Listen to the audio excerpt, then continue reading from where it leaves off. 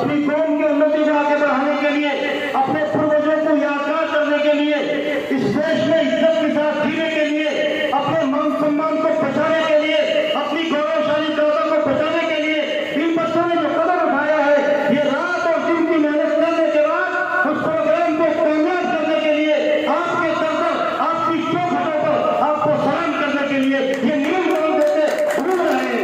आप लोगों की हमारी जिम्मेदारी बनती है बगैर किसी भेदभाव के और बगैर किसी बात को समझे, बस इस बात को समझे कि ये हमारे जात भाई हो, ये हमारे खून है, हमारे पूर्वज थे, हमारी विचारधारा अलग हो सकती है, बस हमारा खून अलग नहीं हो सकता है। हमारी विचारधारा अलग हो सकती है, हमारी सोच अलग हो सकती है, हमारी थिंकिंग अलग हो सकती है, लेकिन जात का खून जात का ही खून है, जात का ही खून रहेगा। इसलिए इस प्रोग्राम को कामयाब करने के लिए अभी से तैयारी करिए, अपने दोस्तों को व्हाट्सएप पर, फेसबुक पर, ट्विटर पर और तमाम चीजों पर मैसेज कीजिएगा। और आने वाली 1 तारीख को ये मैं स्वागत भी करता हूँ पूरे गाँव और पूरी बिरादरी पूरे इलाके की तरफ से। रामोदास जी कविता के पंक्ति मिशन के माध्यम से के मैंने माना मेरी आवाज नहीं जाएगी, मैंने माना मेरी आवाज नहीं जाएगी, दरो दीवार से ये टकरा के पलट आएगी। अब भी मौका है, अंधेरों का करो कोई इलाज, वरना ये नस्ल उजालों की तरफ जाए। अब भी मौका है, अंधेरों का करो कोई इलाज, वरना ये नस्ल उजालों को तरफ जाएगी। दूसरी बात आपके लिए संगठन के माध्यम से ये कविता की आखिरी पंक्ति है कि जिंदगी क्या है ये पता ही नहीं। जिंदगी क्या है जी प्रधान जी, जिंदगी क्या है ये पता ही नहीं, जिंदगी से बड़ी कुछ सजा ही नहीं, जिंदगी से बड़ी कुछ सजा ही नहीं, और क्या जुर्म है ये पता ही नहीं, और क्या जुर्म है ये पता ही नहीं। इतने हिस्सों में बच चुके हैं हम, इतने हिस्सों में बच चुके हैं हम, अपने हिस्से में कुछ बचा ही। इन शब्दों के साथ मैं अपनी वाणी का विराम दूंगा और उम्मीद करता हूं कि ज्यादा से ज्यादा संख्या में आप लोग मेरे पहुंचेंगे। और सर्व भाइयों का, प्रधान जी का मैं अपनी धरती पर, अपने गांव की जानिब से, पूरे इलाके की जानिब से और हिंदू जाट, मुस्लिम जाट, सिख जाट तमाम लोगों की तरफ से समझते थे मैं आपका स्वागत करता हूँ, नंदन करता हूँ, अभिनंदन करता हूँ और उम्मीद करता हूँ कि आप दोनों भाई मोहब्बत की इन मोतियों को इस धागे में पिरोकर मोहब्बत के पैगाम को पूरी दुनिया में फैलाने का काम करेंगे। उसी के साथ जय हिंद, जय भारत। जब भी पूरी देश और दुनिया में कहीं भी कौम और बिरादरी का कोई मंच और इजाजत सजेगा तो मेरे जिगर के टुकड़े इस मंच पर आकर के इस मान सम्मान और स्वाभिमान को बढ़ाने का काम करेंगे।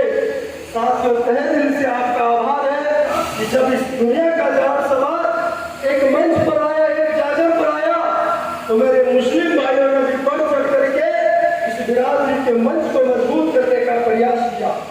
साथियों, पिछले 10-12 साल से पूरे देश और दुनिया के अंदर कौम और बिरादरी के इस मंच और जाजम को मजबूत करने का प्रयास किया जा रहा है कि जिस परिवार में हम लोगों का जन्म हुआ, जिस एक माँ की कोख से हमने जन्म लेकर के पूरे देश और दुनिया में अलग अलग रूपों में, अलग अलग धर्मों में जाकर के इस बिरादरी के झंडे को 4 साल लगाया। तो सऊदी अरब, कुवैत, तमाम सऊदी अरब के जी कंट्री के जो लोग थे मेरी कौम की रहनुमाई करने वाले, उन सब लोगों को भी हमने बुलाया। और एक फोन हमारे पास में आया कुवैत से, अनीस अहमद जी का।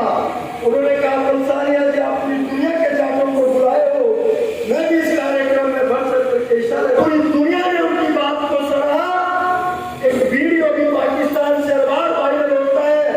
मेरे मुस्लिम जाट भाई ने पाकिस्तान में खड़े होकर के एक आवाज लगाई कि पूरी दुनिया का जाट जब दिल्ली में इकट्ठा हुआ, मैं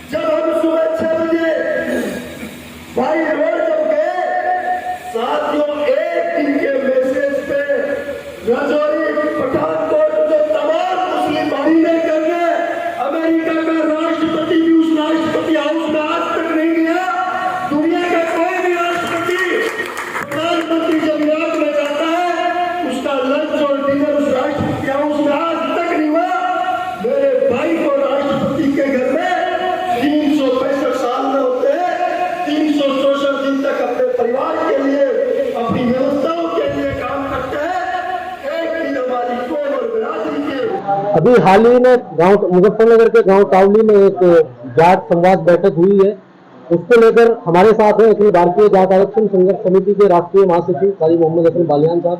आइए उनसे जानते हैं किस संदर्भ में बैठक यहाँ पर हुई है और क्या संदेश देना चाहेंगे जनता को। जी, मैं कारी मोहम्मद हसन बालियान, गांव तावली है मेरा, और यहाँ पर हमारे नौजवान साथी रागिब चौधरी रठौड़ा से, आशु भाई, हम तमाम लोगों ने यहाँ ये इंटरनेशनल जाट पार्लियामेंट का जो प्रोग्राम है इसका आयोजन किया है, और 1 तारीख में अक्टूबर में हम लोग मेरठ में इस प्रोग्राम को पूरा सफल बनाने का प्रयास नहीं बल्कि इसको सफल बनाएंगे। क्या इरादे से ये जाट संसद रखी गई है सर? क्या विचार है इनका, क्या संदेश देना चाहते हैं? संदेश ये है कि हमारे जो आने वाले युवा हैं उनका जीवन सुधर जाए और वो हमारे युवा भाईचारे को आगे बढ़ाने का काम करें, शिक्षा को बढ़ाने का काम करें, देश के अंदर खुशहाली लाने का काम करें। हमारे युवा साथी रागिब चौधरी जो हमारे रठौड़ा के रहने वाले हैं, वो हमारी मुस्लिम जाट बिरादरी के लिए हमेशा प्रयास करते रहते हैं। आज का भी जो प्रयास है मुख्य रूप से वो रागिब चौधरी साहब का ही है, और मैं उनको भी बधाई देता हूँ, रागिब साहब को भी।